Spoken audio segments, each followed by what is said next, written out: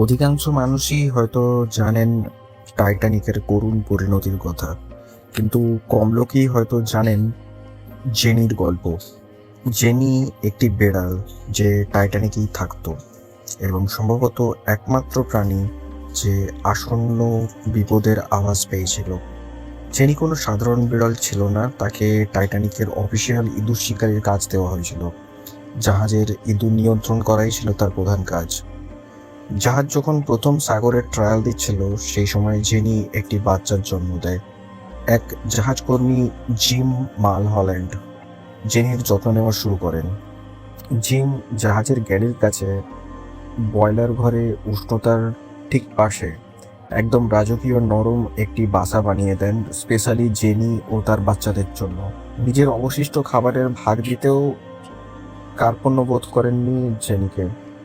এই ছোট ছোট শান্ত মুহূর্তগুলো জেনিকে একটি স্বস্তির অনুভূতি এনে দিয়েছিল ঐতিহাসিক সেই সবচেয়ে বিলাসবহুল জাহাজ তৈরির বিশৃঙ্খলার মধ্যেও। কিন্তু তারপর কিছু অদ্ভুত ঘটতে শুরু করে।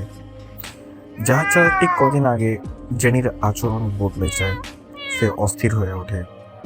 হঠাৎ করে একদিন একে একে নিচের বাচ্চাগুলোর ঘাড় কামড়ে ধীরে ধীরে জাহাজের ডেক থেকে নামিয়ে নিয়ে যায় স্থলভাগে। জিম ব্যাপারটা অবাক ও হতবুদ্ধি হয়ে লক্ষ্য করছিলেন জাহাজের থেকে। সেই সময় তারও মনের কোণে উদয় হয়, এই বিড়ালটা হয়তো এমন কিছু জানে যা আমরা হয়তো এখনো বুঝতে পারছি না। নিজের মনের বিশ্বাসের উপর আস্থা রেখে বা একরকম অজানা আশঙ্কা অনুভব করে নিজের জিনিসপত্র গুছিয়ে তিনিও চটপট জাহাজ থেকে নেমে পড়েন।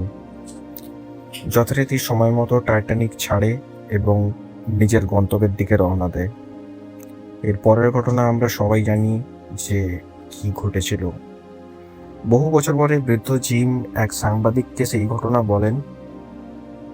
তিনি আজও জেনিকেই তার জীবন বাঁচানোর কৃতিত্ব দেন।